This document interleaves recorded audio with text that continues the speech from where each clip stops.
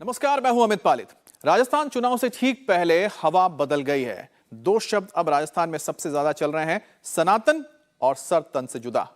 प्रधानमंत्री मोदी इन शब्दों को संभलकर बोल रहे हैं, लेकिन योगी आदित्यनाथ बिना लाग लपेट के सनातन और सरतन की बात पर सीधे वार कर रहे हैं। अब क्या राजस्थान चुनाव के परिणाम की दिशा बदलने वाली है? क्या योगी आदित्यनाथ यहां जो लगातार दौरे कर रहे हैं उसका एक इफेक्ट तैयार हो रहा है, एक लहर पैदा हो रही है? योगी की रैलियां कुछ खास जगहों पर ही क्यों की जा रही हैं? पूरी कहानी आपको समझाते हैं। आज राजस्थान किसमें आगे है? भ्रष्टाचार में नंबर 1 है, महिला संबंधी अपराध में नंबर 1 है, साइबर अपराध में नंबर 1 पर है। राजस्थान चुनाव के रण में योगी की एंट्री हुई।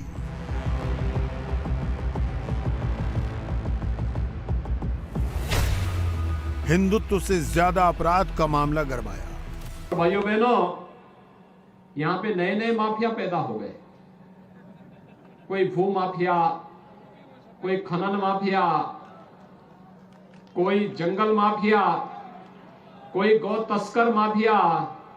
और भाइयों बहनों, इन्हीं तस्करों के लिए, इन्हीं माफियाओं के लिए हम यूपी में बुलडोजर लेके आए हैं। राम मंदिर के प्राण प्रतिष्ठा की तैयारियां तेज हैं।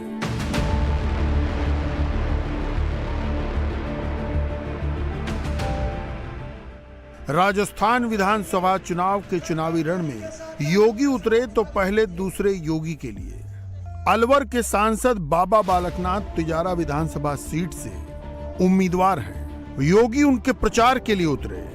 इस दौरान योगी ने क्या कहा, योगी का फोकस क्या था, पहले इसे सुन लीजिए, आप सब समझ जाएंगे। राजस्थान में कांग्रेस की सरकार तो हिंदू विरोधी है, पेशेवर गुंडा और अपराधियों को प्रश्रय देती है। याद करिए, कन्हैया लाल का गला रेत दिया जाता है। यूपी में कोई घटना को अंजाम देगा तो अब तक क्या अंजाम होता है, इसका परिणाम हर व्यक्ति जानता है। यहां पे संतों की हत्या होती है, गौ तस्करी और गौ कसी होती है, बहन बेटियां सुरक्षित नहीं है, व्यापारी की संपत्ति पर कोई भी गुंडा आकर के कब्जा कर लेता है। उत्तर प्रदेश 25 करोड़ की आबादी का राज्य है, लेकिन किसी गुंडे की हिम्मत नहीं है कि किसी बेटी की इज्जत के साथ खिलवाड़ कर सके। किसी गुंडे की हिम्मत नहीं किसी व्यापारी की संपत्ति पे कब्जा कर सके। किसी भी अन्य संपदा पर कोई कब्जा करने का दुस्साहस नहीं कर सकता है। अगर करेगा तो पीछे से बुलडोजर उसको रौंद करके ठीक कर देगा। राजस्थान में महिलाओं के खिलाफ अपराध को लेकर बीजेपी एनसीआरबी की रिपोर्ट का हवाला दे रही है। एनसीआरबी की रिपोर्ट के मुताबिक राजस्थान दुष्कर्म के मामले में नंबर 1 पर है। 5 साल में 10,92,000 केस दर्ज हुए हैं। पिछले 3 महीनों में ही 118 बच्चियों के साथ रेप हुए। योगी आदित्यनाथ हिंदुत्व का रोल मॉडल है, मगर उन्होंने राजस्थान में अपने उस चेहरे को पेश किया है जो अपराध के खिलाफ है।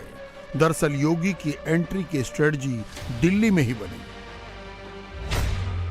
दिल्ली में केंद्रीय गृह मंत्री अमित शाह से योगी की मुलाकात हुई।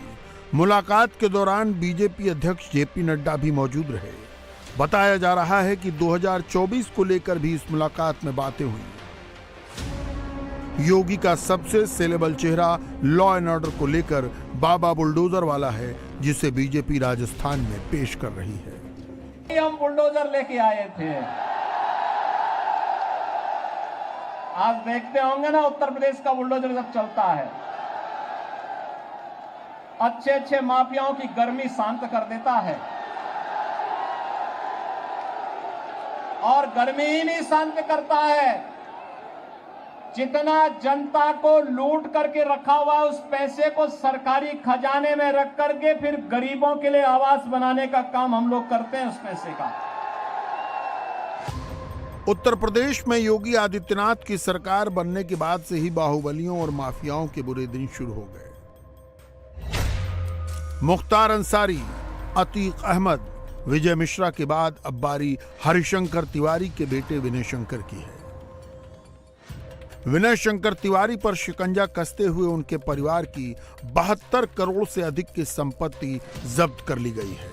उनकी ये संपत्तियां लखनऊ, गोरखपुर और महाराजगंज जिले में मौजूद हैं।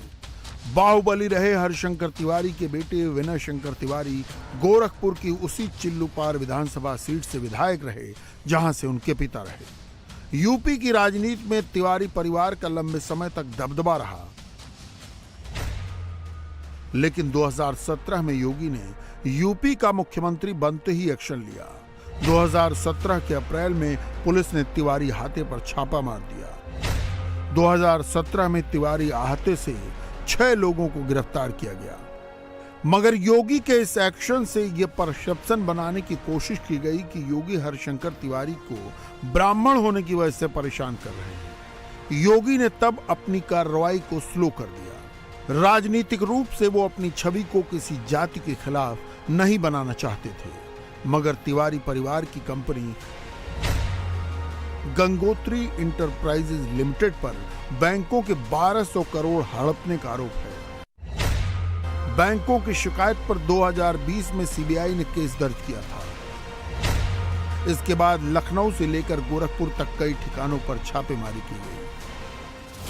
योगी को शासन में रहते अब 6 साल पूरे होने को हैं और वो इतने अनुभवी हो चुके हैं कि जानते हैं किस माफिया को कैसे हैंडल करना है। अब वो जाति और धर्म से भी ऊपर उठ चुके हैं। वो एक ऐसे योगी हैं जो राम राज्य को समर्पित है। अयोध्या में 22 जनवरी को प्राण प्रतिष्ठा है। सीएम योगी 60 बार से ज्यादा अयोध्या गए हैं। योगी अब जहां जाते हैं वहां राम मंदिर और राम राज्य की ही बात करते हैं। राजस्थान के चुनावी रण में भी योगी ने राम मंदिर का मुद्दा सबसे ऊपर रखा। आपकी आस्था का सम्मान नहीं कर सकती। क्या कांग्रेस रहती तो क्या अयोध्या में राम मंदिर का निर्माण हो पाता? कांग्रेस के लोगों को संदेह था कि अयोध्या में राम मंदिर नहीं बन पाएगा। इसलिए कांग्रेस ने अपने शासनकाल में जब केंद्र में सरकार थी तो क्या कहती थी? कहती थी राम और कृष्ण हुए ही नहीं।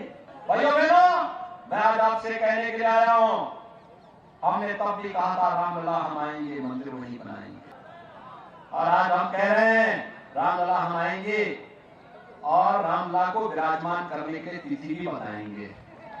और मैं तो पुष्कर आज तीर्थ में आया हूं। आज 22 जनवरी 2024 को प्रधानमंत्री मोदी जी के कर कमलों से रामलला अपने भव्य मंदिर में विराजमान होंगे। आज वहां बहन बेटियों की सुरक्षा में कोई सेंध नहीं लगा सकता। किसी गरीब की संपत्ति को कोई हड़प नहीं सकता। किसी व्यापारी को कोई उनसे फिरौती नहीं मांग सकता। उत्तर प्रदेश में तो डबल इंजन की भाजपा की सरकार है तो राम राज्य आ गया। राम राज्य आ गया। भाइयों बहनों, लॉ एंड ऑर्डर को लेकर योगी की सरकार में यूपी पुलिस प्रोएक्टिव है। सुपारी लेकर हत्या करने वाले राशिद कालिया का झांसी में एनकाउंटर इसका सबूत है। राशिद कालिया 3 साल से बीएसपी नेता पिंटू सेंगर की हत्या में वांटेड था।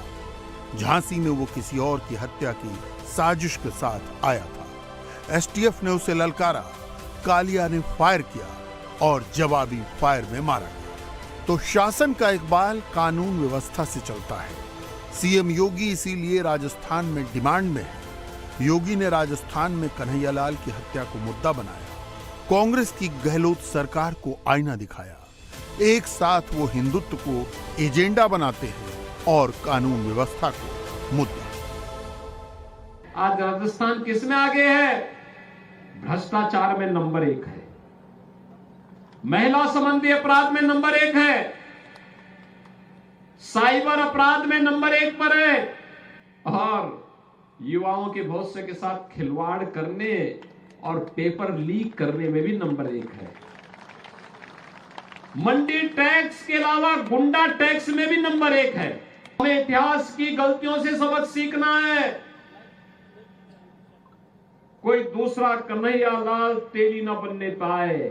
इसके लिए आवश्यक है कि अब हम लोग जो लोग ऐसे उपद्रवियों को प्रश्रय देते हैं उनको अपने वोट से सबक सिखाने का काम करेंगे। तैयार हैं?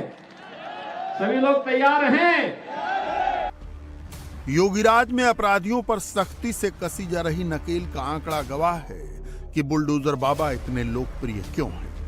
योगी यूं ही अपनी कानून व्यवस्था के लिए दूसरे राज्यों में भी नजीर नहीं बन रहे। योगी आम आदमी के सीएम हैं, सनातनी सीएम है, सनातन और सत्ता का बेहतर संतुलन बनाना जानते हैं।